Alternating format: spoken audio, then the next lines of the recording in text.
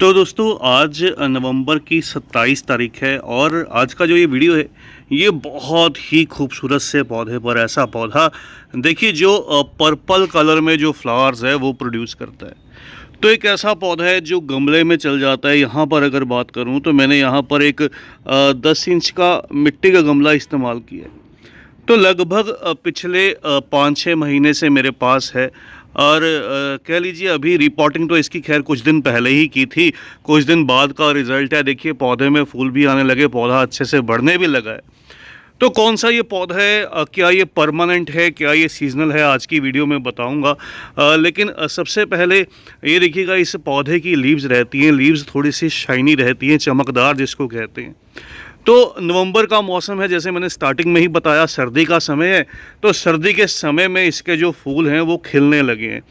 तो सबसे पहले तो ये देखिए इस तरह के इसके जो फ्लावर्स हैं वो रहते हैं कुछ कुछ टिकोमा की तरह। लेकिन हाँ, मैं बता दूं कि ये टिकोमा का पौधा बिल्कुल भी नहीं है। टिकोमा के फ्लावर्स हालांकि येलो या दूसरे कलर्स में आपको मिल जाते हैं, लेकिन ये जो पौधा है ये अलग है उससे। ये एक परमानेंट बेल वाला पौधा है, ऐसा पौधा जो एक बेल की तरह जो है वो डेवलप करता है। तो आज इसी के बारे में बात करूंगा। क्या ये पौधा देखिए सुबह से हमारे यहाँ पर बहुत तेज़ हवा चल रही है, तो हवा के चलते कुछ कलियां गिरने भी लगी हैं। तो दोस्तों ये जो पौधा है ये गार्लिक वाइन इसको बोलते हैं, लहसुनिया बेल भी बोलते हैं। वैसे तो बहुत से दोस्तों ने पहले ही पहचान लिया होगा इस पौधे को, लेकिन क्या है कि पर्पल कलर में जो फ्लावर्स हैं वो हर एक गार्डनर के पास नहीं रहते, हर एक पौधे में अवेलेबल नहीं रहते, तो कुछ कुछ प्लांट्स में ही अवेलेबल रहते हैं। तो कुछ पर्पल कलर के फ्लावर्स बहुत सुंदर से दिखाई भी देते हैं आजकल। हालांकि जो पर्पल फ्लावर्स हैं वो आपको अर्डेनियम के पौधे में मिल जाते हैं, गुलाब के पौधों में मिल जाते हैं, और भी कुछ वैरायटीज़ रहती हैं जो पर्पल फ्लावर्स प्रोड्यूस करती हैं। तो ये एक अलग सी लुक देते हैं, गार्डन को डिफरेंट लुक देते हैं। क्योंकि ये एक बेल वाला पौधा है तो इसकी जो ब्रांचेज हैं देखिए बड़ी बड़ी निकल कर आती हैं। आपको किसी चीज़ से इसको बांध कर जो है वो चढ़ाना पड़ेगा। तो मैं भी बहुत जल्द इस पौधे को इस पोल के साथ जो है वो टाई कर दूंगा, ताकि इसके ऊपर आसानी से इसको जो है वो सपोर्ट मिल पाए और शेड के ऊपर ये आसानी से चढ़ पाए। तो इस तरह से ये देखिए ये रहती है। आप इसकी ट्रिमिंग करके इसको एक प्लांट की तरह भी डेवलप कर सकते हैं, एक सेमी बेल में भी हालांकि रोक सकते हैं। ट्रिमिंग करने से बहुत सी मल्टीपल शूट्स भी निकल कर आती हैं। नर्सरी प्राइस की बात करूं तो ज़्यादा कॉस्टली तो ये पौधा नहीं रहता। लगभग आपको 50 रुपीज़ के आसपास की रेंज में नर्सरी पर मिल जाता है। आपको केवल गार्लिक वाइन या लहसुनिया बेल बोलकर ही इसको लेना होगा। तो इन नामों से मिल जाता है। देखिए बहुत सी कलियां बनती, जैसे जैसे बेल बढ़ने लगती है वैसे वैसे इसकी कलियां जो हैं वो धीरे धीरे आगे आगे बढ़ने भी लगती हैं। ग्रोइंग सीजन की बात करूं, देखिए गर्मी सर्दी साल भर ये पौधा ग्रो होता रहता है, आसानी से चलता रहता है। लेकिन जो फ्लावरिंग सीज़न है वो लगभग विंटर की स्टार्टिंग का समय रहता है, या फिर कह सकता हूं कि फरवरी मार्च का जो समय रहता है, जब मॉडरेट टेम्परेचर रहता है, ना बहुत ज़्यादा हाई ना बहुत ज़्यादा लो।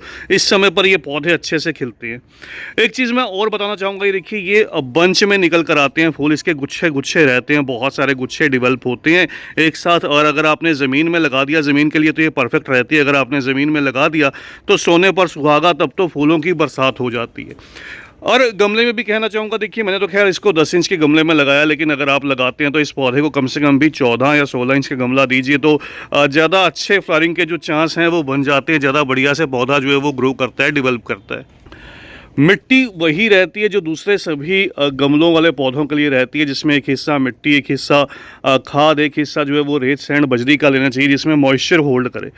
कई बार समस्या आती है, कलियां गिर जाती हैं। कलियां गिरने का रीज़न रहता है बहुत ज़्यादा मॉइस्चर रहना गमले की मिट्टी में, तो इससे भी कलियां गिर जाती हैं। कई बार क्लाइमेट सूटेबल नहीं रहता तब भी कलियां गिर जाती हैं। कई बार कह सकता हूँ कि कैल्शियम की जो कमी रहती है पौधे में, फॉस्फोरस की कमी रहती है, तब भी कलियां गिर जाती हैं। तो ये चीज़ें रहती हैं। बात करूं इसके इंसेक्ट या पेस्ट अटैक की, तो कोई भी ऐसा इस पर अटैक नहीं होता। केयर फ्री लगभग ये प्लांट रहता है, बहुत आसानी से चल जाता है। खुली धूप इसको पसंद रहती है वैसे, लेकिन सेमी शेड में भी बहुत अच्छे से चल जाएगा। जहाँ पर लगभग सुबह की 5-6 घंटे की धूप मिल जाए वहाँ पर भी अच्छे से ग्रो करेगा। लेकिन अगर आप बहुत अच्छी ग्रोथ चाहते हैं तो इसको खुली धूप में ज़मीन में लगा दीजिए, तो बहुत बढ़िया से आपकी ये जो बेल है ये डेवलप हो जाती है। प्रोपगेशन की अगर बात की जाए दोस्तों, इन पौधों की जो प्रोपगेशन है वो कटिंग से आसानी से हो जाती है। आप इनकी कटिंग कर लीजिए, इसकी बेल पर गुट्टी बांध लीजिए, तब भी इसकी जो प्रोपगेशन है वो हो जाएगी। लेकिन जब टेम्परेचर जो है वो थोड़ा मॉडरेट रहे तो भी ये काम आसानी से हो जाता है। थोड़ी सी इस तरह की जो कटिंग है वो ले लीजिए।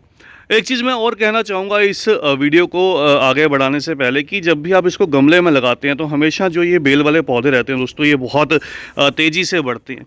तो इसलिए क्या है, इनकी रूट ट्रिमिंग जो है वो अगर आप गमले में लगा देते हैं तो साल में आपको 1 से 2 बार ज़रूर से करनी पड़ेगी। एक तो आप इसको मानसून के मौसम में कीजिएगा, इनकी रिपोर्टिंग कर लीजिए अगर आपने छोटे गमले का इस्तेमाल किया। दूसरा, इसकी जो रूट ट्रिमिंग है वो वही फरवरी मार्च का मौसम जब टेम्परेचर थोड़ा सा मॉडरेट रहता है उस समय पर भी आप कर सकते हैं। तो ये 2 सीज़न परफेक्ट रहते हैं किसी भी पौधे की ट्रिमिंग के लिए, किसी भी बोनसाई की ट्रिमिंग के लिए। लास्ट में करें बात अगर खाद या फर्टिलाइज़र को लेकर, तो देखिए ये जो पौधे रहते हैं, जो ये बेल वाले फ्लावरिंग प्लांट रहते हैं, इनको फॉस्फोरस बहुत पसंद रहता है। तो आप इन पौधों को क्या है, फॉस्फोरस रिच जैसे बोन मिल रहता है, बोन मिल फीड कर सकते हैं इन पौधों को। 2 से 3 महीने में एक बार एक बड़ा चम्मच जो बोन मिल का रहता है वो मिट्टी में मिला दीजिए, थोड़ी सी नीम की खली साथ में दे दीजिए, तो वो और भी बढ़िया रहता है। पौधे पर किसी तरह का कोई कीड़े पतंगे का जो अटैक है वो बिल्कुल भी नहीं होता।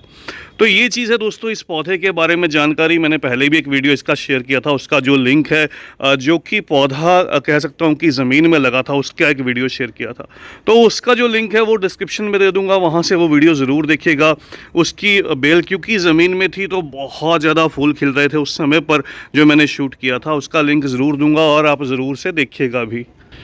तो बस दोस्तों आज की इस लहसुनिया बेल गार्लिक वाइन के बारे में यही जानकारी थी आज की इस छोटी सी वीडियो में। इतना ही, जल्द ही मिलते हैं किसी और नए टॉपिक के साथ, किसी और नई वीडियो के साथ। तब तक के लिए bye, happy gardening, take care.